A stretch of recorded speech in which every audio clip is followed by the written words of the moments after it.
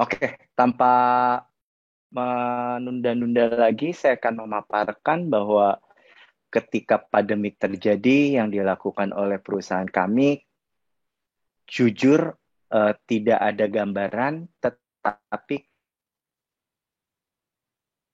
pada pandemik sama ini. Jadi waktu itu kita mempelajari pandemik dari abad 19 hingga 20, yang dimana selalu resultnya adalah tidak ada pandemik yang hanya selesai dalam hitungan bulan, tetapi selalu tahun. Dan yang terdekat adalah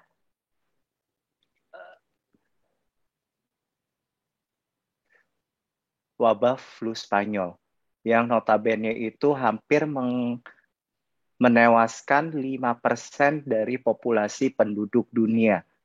Tetapi di sini dari pandemik ini terlihat ada sesuatu yang menarik, teman-teman, yaitu 4 tahun kemudian perekonomian itu naik sampai dengan 500%. Kenapa? Karena terjadi perombakan secara besar-besaran strategi dari negara Amerika, yang dimana mereka hanya fokus terhadap 3 sektor, yaitu perbankan, transportasi, dan komunikasi, yang digunakan untuk menopang perkembangan industrinya mereka.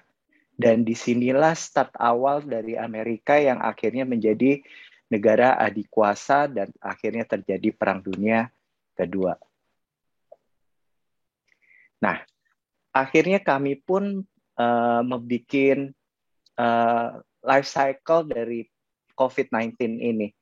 Jadi kita membagi menjadi 5, harapannya itu adalah suatu hal yang 1, 2, 3 itu cepat selesai, 4 dan 5 itu cepat kita bisa lakukan. Nah, tetapi yang terjadi di sini adalah posisi 2 dan 3 itu terjadi selalu hampir terjadi secara berulang. Kita terjadi ketika di wave 1, itu juga terjadi, dan ketika di wave 2 juga kita mengalami panik kembali dan akhirnya stabil lagi.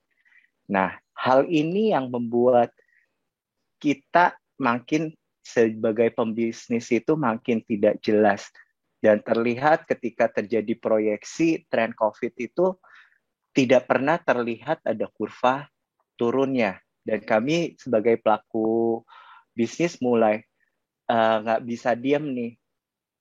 Dan kita pun mulai melakukan strategi kembali yang dibagi menjadi 3 tahap awal. Yaitu pertama, kita mencari tahu seberapa dalam sih impact dari COVID-19 ini terhadap perubahan perilaku konsumen yang berdampak pada bisnis yang dijalankan. Sedang untuk kita restoran dampaknya itu sangat besar. Kenapa saya bilang sangat besar? Karena perilaku orang Indonesia pergi ke restoran itu bukan sebagai hanya untuk kebutuhan primer, tetapi mereka punya kebutuhan tersier, yaitu gaya supaya bisa dilihat oleh tetangganya atau temannya bahwa mereka makan di suatu restoran. Dan ketika pandemik seperti ini, perilaku mereka berubah total menjadi harus masak di rumah, tidak perlu produk-produk yang mahal, yang konsumtif, dan dia akan mencari produk-produk alternatif. Sehingga di sini teman-teman sebagai pelaku bisnis ataupun calon pelaku bisnis ataupun calon pegawai harus bisa mengukur seberapa dalam nih dan seberapa kuat kita menahan terjadinya turunnya dan perubahan perilaku ini. Langkah kedua yang harus kita lakukan adalah seberapa lama periode ini terjadi dan berdampak pada perekonomian. Kenapa dikaitkan dengan perekonomian? Karena ini berdampak terhadap utang maupun piutang dari perusahaan. Akan banyak kalau teman-teman lihat di berita banyaknya kredit macet atau apa. Itu yang terjadi karena kekalahan cash flow dari pengusaha yang tidak ready. Nah, ketika tahap recovery, ini perusahaan itu sudah tidak boleh lagi kaget. Wah, sudah mulai pulih nih, saya harus bertindak apa? Tidak. Nah, ketika kondisi pulih, jadi kalau teman-teman ingat, wave 1 kita Desember langsung peak, secara perekonomian langsung naik. Dan itu berlanjut sampai dengan bulan Mei. Tetapi Juli kita tetap turun lagi. Nah, strategi alternatif adalah strategi yang paling baik dan paling jitu yang digunakan. Kenapa? Karena teman-teman di sini sudah mengetahui dan sudah prepare akan ada plan A, plan B, dan plan C.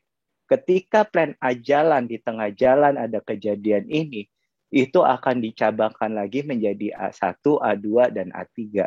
Yang dimana secara kondisi sudah disiapkan oleh teman-teman. Nah, berikutnya yang dilakukan dari KFC, kita memegang 3 teguh, yaitu 3 hal bahwa harus tingkat kepercayaan corporate brand itu di-maintain. Jadi bukan berarti ketika pandemik, oh kita fokusnya jangan ke brandnya dulu. Itu salah, teman-teman. Malah brand ini malah harus makin digenjot dan di-maintain, dan bagaimana supaya brand ini tetap ada awareness-nya di konsumen. Kedua, karena kita adalah dari makanan, kita selalu ngomong masalah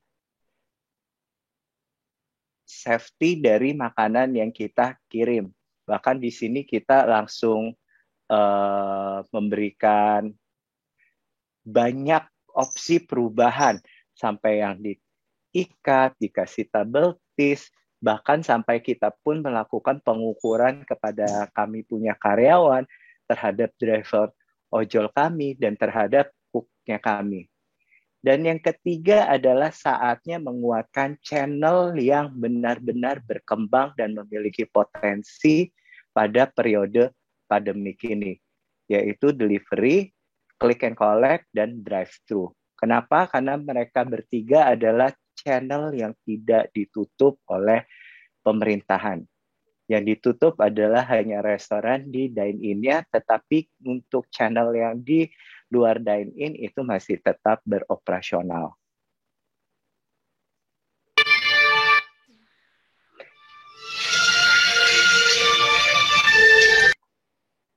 Dan di sini juga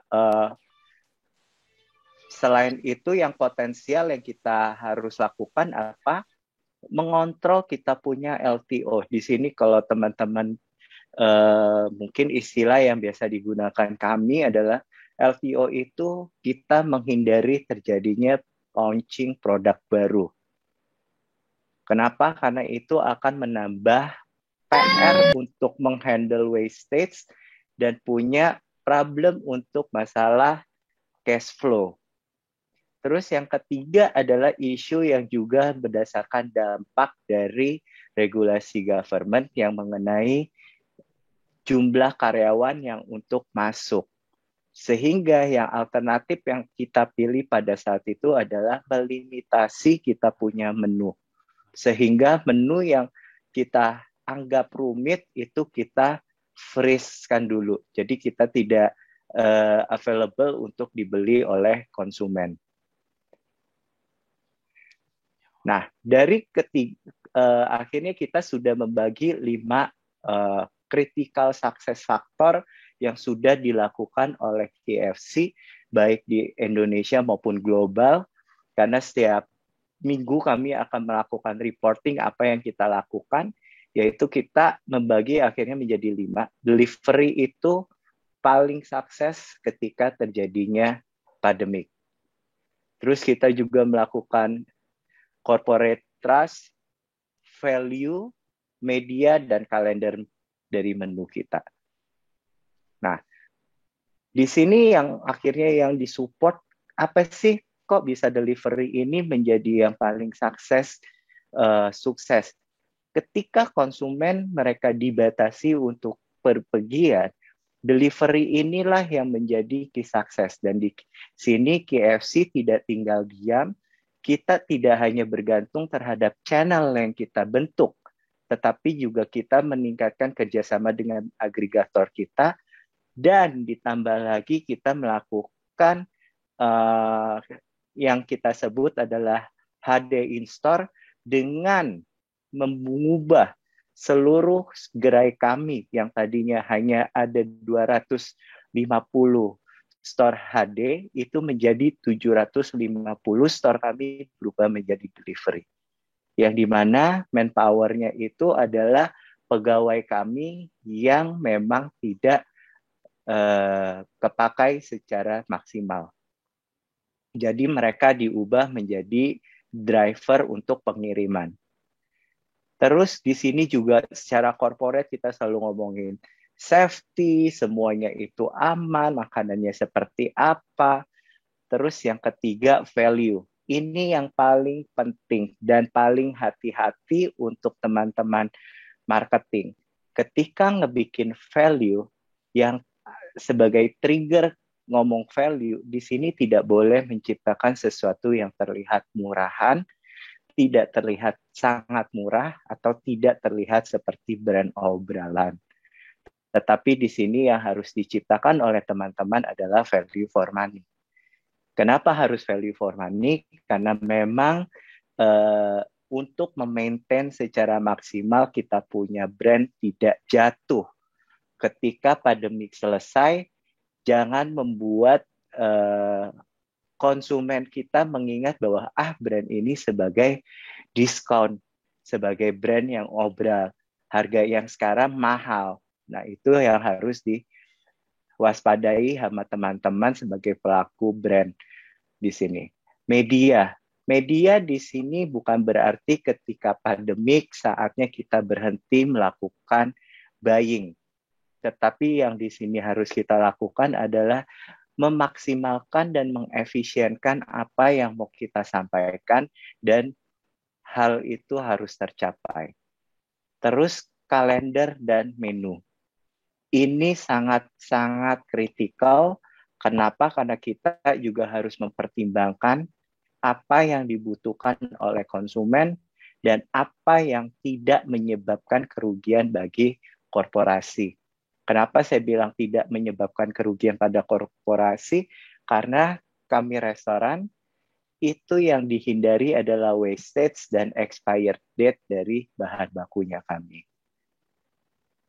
Nah, di sini ketika ngomong delivery, tagline kita nggak perlu keluar dari rumah, kita yang kirimin. Bahkan di kita pun ada yang melakukan sampai kita hantar ke beberapa tempat yang memang awalnya tidak di-cover oleh kami.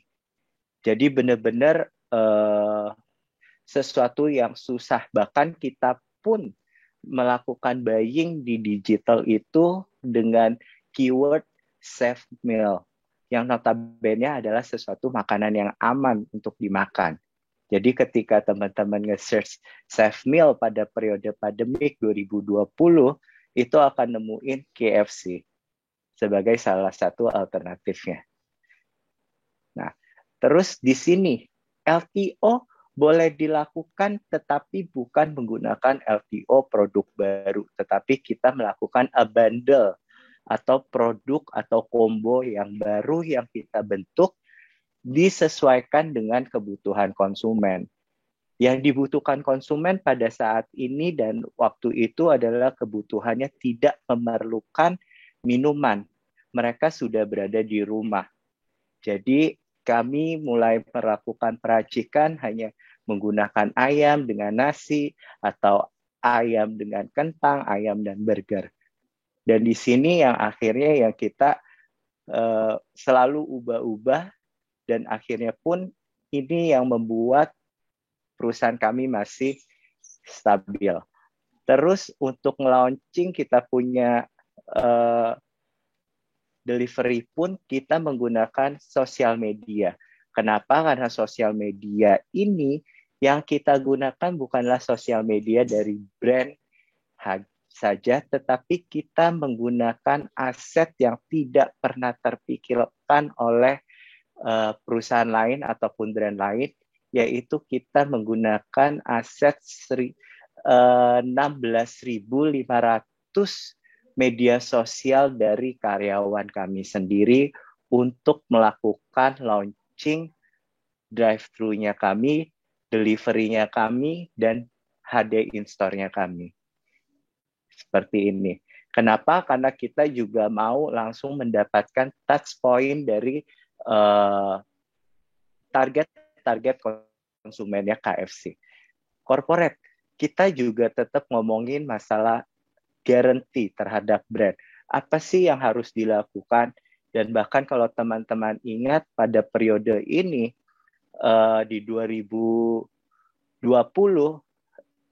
brand non-KFC melakukan tweet untuk yuk bantu brandnya si A untuk tetap dibeli. Terus berbalas pantun dari brand itu juga melakukan hal yang sama. Tetapi pada saat itu kita tidak mau terjebak dalam red ocean untuk membantu sesama QSR yang besar. Tetapi yang kita lakukan adalah KFC support brand lokal.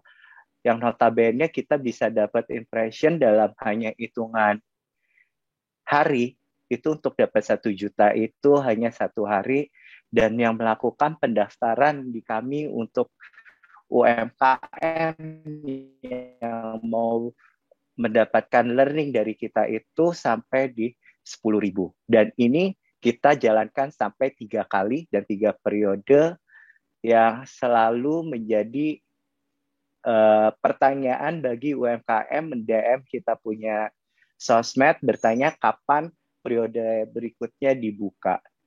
Dan ini kita pun juga sempat membuat kembali TVC untuk merimain ketika pandemik pertama, wave pertama selesai.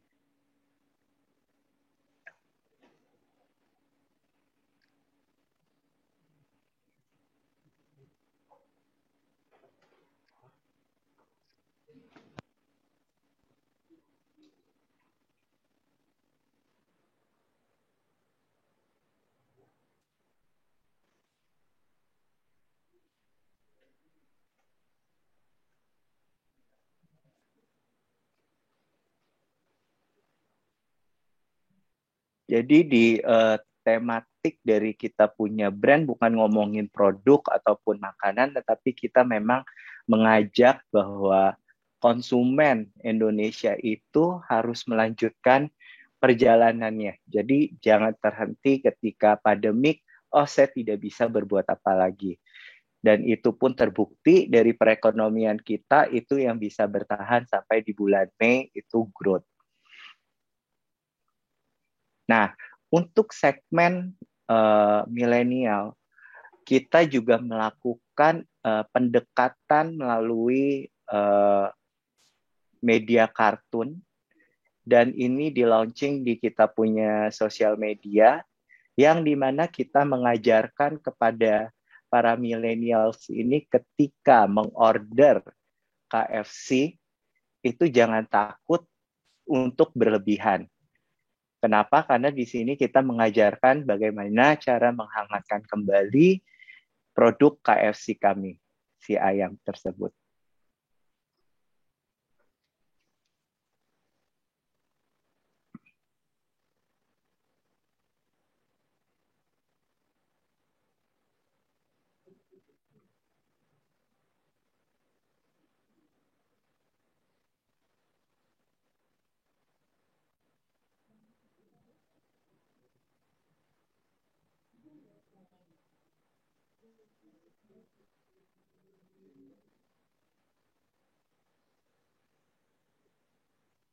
Nah, kenapa kita mau mengajarkan hal ini? Karena kita lagi melakukan pembuatan combo dalam jumlah ayam yang banyak. Sehingga konsumen ketika melakukan pembelian tidak perlu worry gimana cara habisnya. Seperti itu. Nah, value. Ini yang paling kritikal. Ketika ngomongin value, kita harus mencari tahu siapa dan kepada apa dan kepada channel mana yang akan kita lakukan. Dan menggunakan promosi apa yang bisa akhirnya membuat hal tersebut terlihat sangat powerful. Dan di sini kita kalau di restoran kita membagi, kita punya day part menjadi 5 bagian, yaitu lunch, dinner, snacking, dinner terus sama overnight. Nah, dari kelima ini yang mau kita selamatkan adalah transaksi kita punya lunch, dinner, dan snacking. Ketika ketiga ini yang mau diselamatkan, kita akan memilih apa bundles yang dibutuhkan dan di channel mana yang akan kita lakukan. Dan sebelum melakukan titik atau analisa harga yang mau kita lakukan, kita harus mencari dulu data. Dan ini ada sebagian data yang bisa saya share. Akhirnya kenapa kelihatan konsumen itu masih tetap melakukan spending sebesar 67-70% terhadap apa yang mereka punya. Nah, di sini akhirnya nandain bahwa mereka masih punya uang, tetapi ya ada problem yang lain yang mereka hadapin, yaitu ngomongin stability, masalah pekerjaannya, kesehatannya, akhirnya membuat mereka menjadi sangat takut. Dan di sini akhirnya strategi yang kita bilang adalah kita call adalah food medicine. Food medicine bukan ngomongin bahwa KFC mendadak berkolaborasi dengan healthy food, tetapi kita ngomongin adalah bagaimana menciptakan harga yang murah, affordable, tetapi tidak terlihat murahan, dan itu terlihat menjadi portion yang besar buat bagi konsumennya kami. Media yang paling penting adalah maintain kita punya reach dan frekuensi. Kenapa? Kalau misalnya teman-teman sebagai pengamat sempat masih nonton TV, terlihat banget ketika periode 2020 itu TV mendapat impact yang besar juga terhadap COVID. Karena banyak brand yang tidak melakukan media placement. Sedangkan kalau KFC kita tetap melakukan. Kenapa? Karena kita mau memaintain kita punya frekuensi. Supaya diingat, jangan ketika sudah normal, kita baru panik. Cuman di sini kita membagi media-media yang kita pilih. Tidak semuanya kita open. Kalender. Di sini teman-teman ketika ngomongin restoran harus mulai fokus bagaimana caranya membuat kalender ketika kondisi krisis. Jadi kita melakukan sesuatu yang bold, jadi harus sesuatu yang powerful dari kita punya menu dan menjadi sesuatu yang favorit. Terus kita fokusnya adalah grup. Kenapa? Karena ketika pandemik itu jumlah orang selalu berkumpul dalam jumlah yang besar di rumah. Dan akhirnya kita juga ngomongin profit dari kita punya kesehatan company.